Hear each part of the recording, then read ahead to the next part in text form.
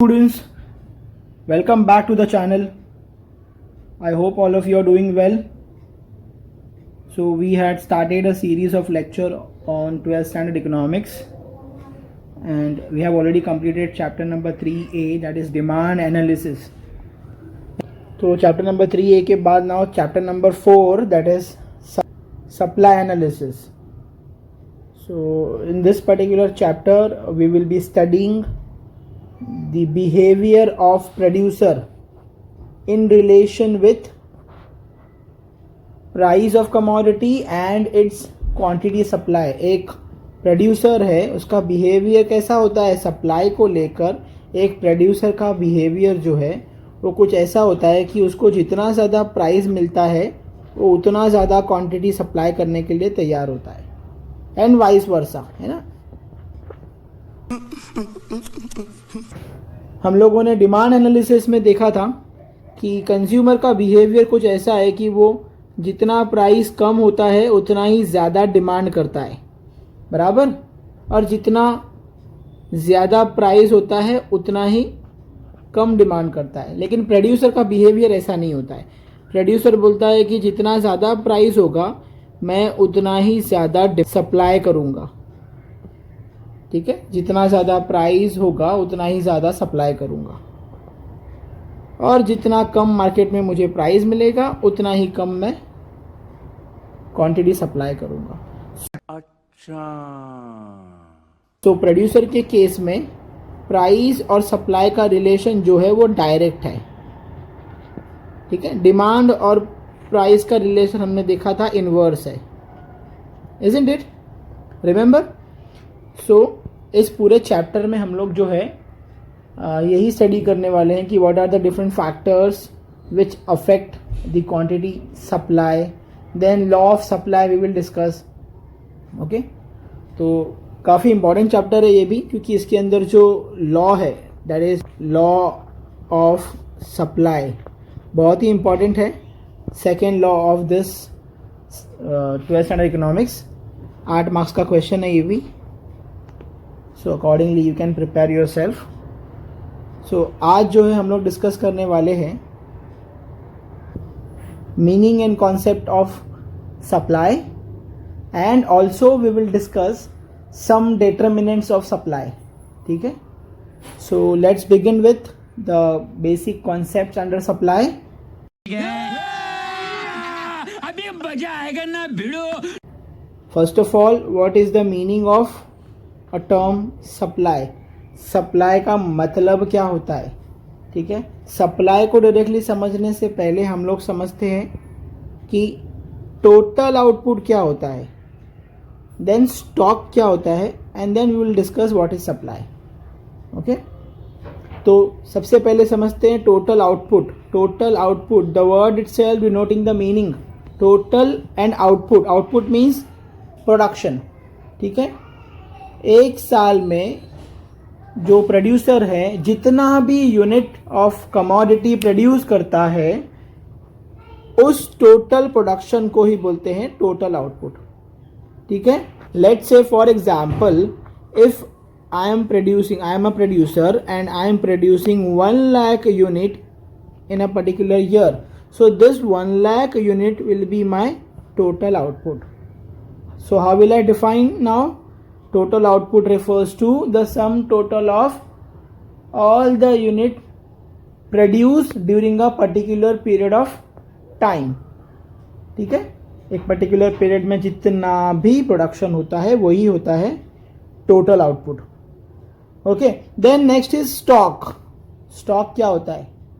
ठीक है, जमा करके रखना, isn't it?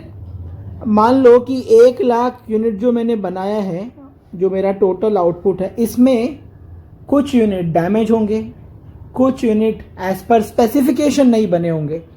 ठीक है, या कुछ यूनिट में किसी और तरह के डिफेक्ट होंगे. तो वो सब यूनिट को निकालने के बाद जो आपके पास एक्चुअल में बचता है that will be your stock. Let's say for example out of this 1 lakh units आपके पास सब निकालने के बाद 80,000 यूनिट्स बचा. इस 1 लाख में से 20,000 आपने निकाल लिया यानी कि that 20,000 is not as per specification of your product, or it may be damaged, or there might be some other problem with that 20,000 units. So whatever the units remain in your hand after removing all those defectives, it will be called as your stock. Okay, so how will I define stock? It refers to total amount of goods available. ठीक है, total amount of goods available for sale. Total amount of goods available for sale is called stock. जितना आपके पास बेचने के लिए actual में available है उसी को आप कहेंगे stock. On the other hand supply, इस 80,000 में से जितना यूनिट आप मार्केट में ऑफर कर रहे हो, सी मार्केट में चाहो आप मैक्सिमम 80,000 ऑफर कर सकते हो, और या तो फिर आप 80,000 से कम भी ऑफर कर सकते हो. लेट्स से 50,000 40,000 यूनिट्स, जितना आपको करना है उतना आप करोगे. मैक्सिमम 80,000 है ना, मिनिमम कुछ भी हो सकता है, एक भी हो सकता है, और 50,000 10,000 20,000 कुछ भी हो सकता है. So whatever number of units you are offering, ठीक है, you are offering for sale, it is called your supply. ठीक है.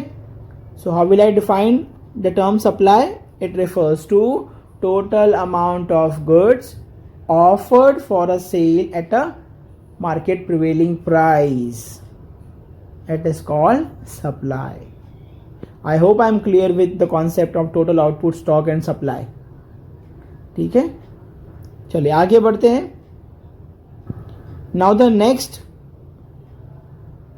topic is determinants of supply.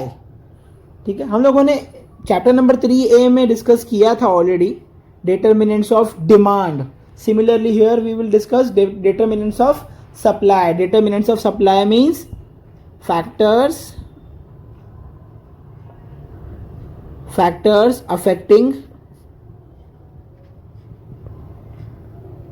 okay, factors affecting supply. All those factor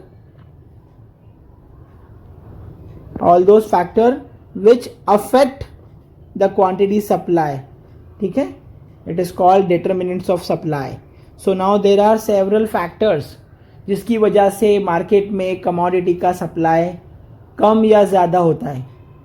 okay, so let's see what are those factors. The very first one is price of commodity. ठीक है, so price is one of the most important factor which affect the quantity supply, because as we saw that there is a positive relationship between price and supply. Price and supply का positive relation है. जितना ज़्यादा price रहेगा उतना ही ज़्यादा quantity supply भी होगा, और जितना कम प्राइस होगा उतना ही कम सप्लाई होगा. सो price is one of the most important factor which affect the quantity supply. समझा? चलिए next one is state of technology. Now technology जो है वो या तो लेटेस्ट हो सकती है, ठीक है, या तो outdated. Okay, again here also the supplies depend on what type of technology are you using. If you are using latest technology, definitely your production will increase, है ना.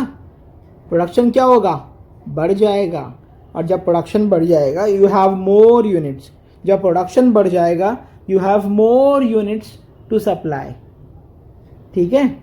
Similarly if you are using outdated technology, पुराने ज़माने की, बाबा आजम के ज़माने की machine use करोगे तो क्या होगा? प्रोडक्शन कम हो जाएगा आपका, है ना. और जब प्रोडक्शन कम हो गया तो सप्लाई भी आपका कम हो जाएगा. So depending on the state of technology, supply also affect. If you use latest technology, production will be more and supply will be more. And if you use outdated technology, production will be less, which leads to small amount of supply. Okay, then the next factor is cost of production. ठीक है, बनाने का खर्चा, बनाने के खर्चे पे भी सप्लाई कम ज़्यादा होता है. वो कॉस्ट ऑफ प्रोडक्शन जो है वो, पहले तो हम कॉस्ट ऑफ प्रोडक्शन के दो टाइप्स को समझने की कोशिश करते हैं. जो कॉस्ट ऑफ प्रोडक्शन होता है जिसको हम लोग कहते हैं टोटल कॉस्ट. ये टोटल कॉस्ट बनता कैसे? Total cost TC is equal to TFC plus TVC. Okay, TFC plus TVC, total fix cost plus total variable cost, इन दोनों को मिलाकर बनता है total cost. Okay, fix cost plus variable cost is equal to total cost.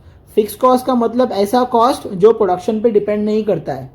ठीक है, चाहे production हो या ना हो, वो कॉस्ट फिक्स है, वो आपको देना ही है. लाइक फॉर एग्जांपल, आपकी फैक्ट्री जहाँ पे सेटअप है वो रेंटेड प्लॉट है.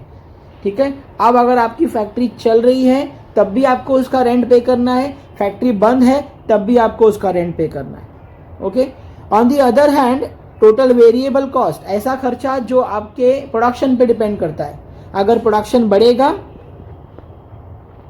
तो ये कॉस्ट भी बढ़ेगा, वेरिएबल कॉस्ट भी बढ़ेगा. अगर प्रोडक्शन कम होगा तो वेरिएबल कॉस्ट भी कम होगा. जैसे कि फॉर एग्जांपल आप ले सकते हो what you call electricity bill का एग्जांपल आप ले सकते हो. जितना ज़्यादा मशीन चलेगी उतना इलेक्ट्रिसिटी का बिल आएगा. यानी कि जितना प्रोडक्शन होगा, यानी इलेक्ट्रिसिटी लगेगी मशीन चलाने के लिए, उतना ही ज़्यादा इलेक्ट्रिसिटी का बिल आएगा.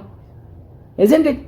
और जितना मशीन आप कम यूज़ करोगे प्रोडक्शन कम होगा, है ना. यानी कि प्रोडक्शन कम या ज़्यादा होने पे वेरिएबल कॉस्ट भी कम ज़्यादा होता है. और ये दोनों कॉस्ट को मिलाकर बनता है आपका टोटल कॉस्ट. तो कोई भी प्रोडक्ट बनाने के लिए हर प्रोड्यूसर को टोटल कॉस्ट लगाना पड़ता है. Okay, so if the cost of production is high, बनाने का खर्चा अगर बहुत ज़्यादा है तो ज़्यादा यूनिट नहीं बना सकते, प्रोडक्शन कम होगा. और अगर प्रोडक्शन कम होगा तो सप्लाई भी जो है कम होगा. ऑन दी अदर हैंड, अगर प्रोडक्शन का खर्चा कम है ना, लो प्रोडक्शन कॉस्ट, इससे क्या होगा?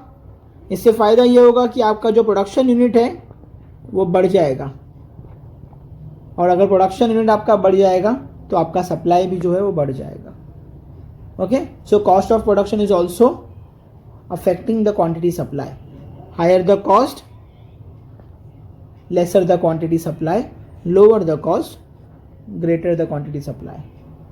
Okay, next one is infrastructure facility. Infrastructure facility means all those basic facilities which are required for production activities, like for example electricity supply, then what do you call transport, communication, warehousing, all these comes under infrastructure facilities.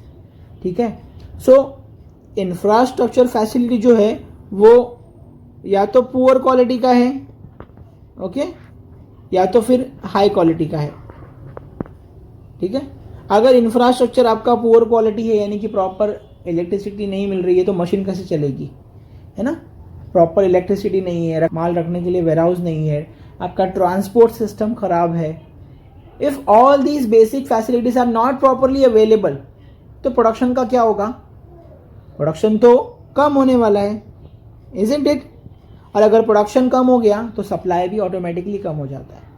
Similarly, अगर आपका infrastructure excellent है, road अच्छे हैं, किसी तरह का natural climate से कोई रोड ख़राब नहीं हो रहा है, ठीक है, तो जितना अच्छा आपका इंफ्रा फैसिलिटी होगा उतना ही ज़्यादा आपका प्रोडक्शन होगा और उतना ही ज़्यादा आपका सप्लाई भी होगा.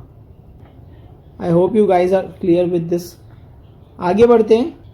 Government policy. Now government charge taxes on the income of a producer. जो भी प्रोड्यूसर कुछ कमाता है उसकी इनकम का कुछ पार्ट गवर्नमेंट को जाता है. ठीक है, तो जितना ज़्यादा गवर्नमेंट जो है टैक्स चार्ज करेगी, गवर्नमेंट की पॉलिसी जो है या तो फेवरेबल होगी या तो अनफेवरेबल होगी, isn't it? Favorable or unfavorable. Favorable means government is charging less amount of tax, and unfavorable situation is when the government charge more amount of tax. ठीक है? So now imagine yourself as a producer.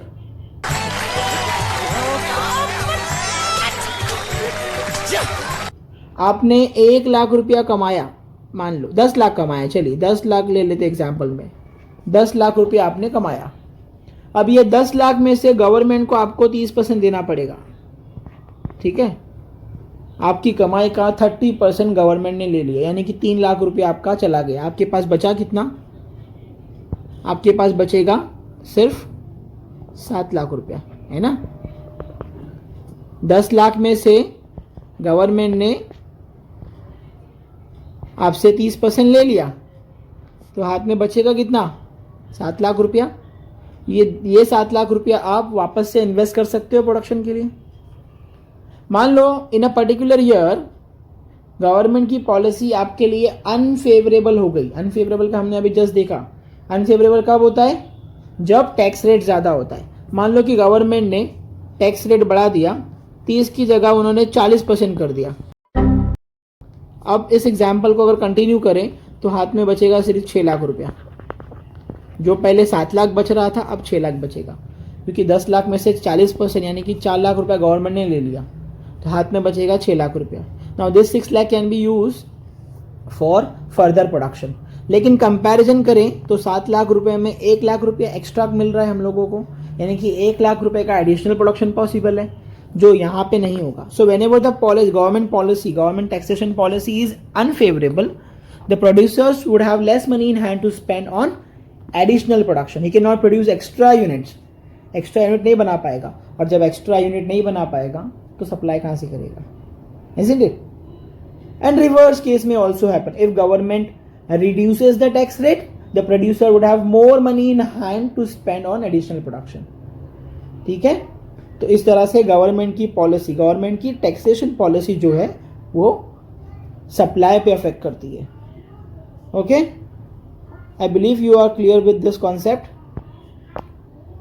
Moving ahead to the next one, that is natural condition. ठीक है, सो in this we will take a reference of agricultural product supply.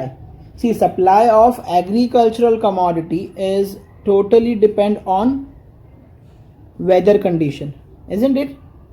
weather condition पे depend करता है ना, किस चीज़ का supply? Agricultural commodities का। कोई भी एग्रीकल्चरल कमोडिटी का सप्लाई वेदर कंडीशन पे डिपेंड करता है। ठीक है, वेदर कंडीशन भी जो है बहुत ज़्यादा फेवरेबल हो सकती है और बहुत ज़्यादा अनफेवरेबल भी हो सकती है। फेवरेबल वेदर कंडीशन मतलब बहुत अच्छी बारिश हो रही है, ओके, किसी तरह का नेचुरल क्लैमिटीज़ नहीं हो रहा है, अर्थक्वेक, सुनामी, ड्रॉट एक्सेट्रा, किसी तरह का कोई भी जो है नेचुरल क्लैमिटीज़ नहीं हो रही है, मौसम एकदम अच्छा है, बारिश एकदम अच्छी हो रही है, it means favourable situation. So when the weather condition or a natural condition is favorable, production क्या होगा? प्रोडक्शन जो है वो ज़्यादा होगा। डेफिनेटली अगर प्रोडक्शन ज़्यादा होगा तो सप्लाई भी जो है वो ज़्यादा होगा। On the other hand, if the natural condition is unfavourable, ठीक है, प्रॉपर बारिश नहीं हो रही है, ठीक है, सूखा पड़ा हुआ है खेतों में, है ना, खेतों की नमी चली गई है, तो इससे क्या होगा? ऑटोमेटिकली प्रोडक्शन जो है वो डाउन हो जाएगा, और अगर प्रोडक्शन डाउन हो गया तो सप्लाई भी कम हो जाएगा। Isn't it? So yes, natural condition also affect the quantity supply. If natural condition is favorable, production will be more and supply will also large in numbers. And if natural condition is unfavorable, उससे क्या होगा? Production नहीं होगा और supply भी नहीं हो पाएगा। Okay, next one is future expectation. Okay, her producer जो है प्राइस प्रिडिक्शन करता है, उसी को हम लोग यहाँ पे फ्यूचर एक्सपेक्टेशन बोल रहे हैं। अगर आप अपने आप को थोड़ी देर के लिए प्रोड्यूसर मान लो, तो एक प्रोड्यूसर जो है वो प्राइस को लेकर क्या एक्सपेक्टेशन रखता होगा, वो या तो सोचेगा कि फ्यूचर में प्राइस जो है वो बढ़ने वाला है, या तो फ्यूचर में प्राइस जो है वो कम होने वाला है। ठीक है, दो एक्सपेक्टेशन हो सकती है प्रोड्यूसर की, है ना, फर्दर राइज इन प्राइस और further fall in price. So if a producer expect further rise in price, what he will do. अगर आप प्रोड्यूसर हो and if you are expecting कि फ्यूचर में आपको अपने प्रोडक्ट का ज़्यादा प्राइस मिलने वाला है, ठीक है, तो आप अभी क्या करोगे, अपना करंट सप्लाई को कम कर दोगे, ये सोचकर कि फ्यूचर में बेचूंगा, अभी नहीं बेचूंगा। ठीक है, सिमिलरली अगर आप सोचते हो कि फ्यूचर में प्राइस कम होने वाला है, तो मैं आज ही ज़्यादा बेच दूंगा। ठीक है, तो ये पॉसिबिलिटी है। If a producer expect further rise in price in future, he will decrease his current supply, and if he expect further fall in price in future, he will increase his current supply. Okay, depending on the future expectation, he changes his quantity supply. Okay, I hope you guys are clear with all the concepts. Video अच्छा लगे तो like कर देना and अपने friends के साथ में share कर देना, and don't forget to subscribe तो करना। सो मिलते हैं अगले लेक्चर में एक नए वीडियो के साथ। Till then, take care.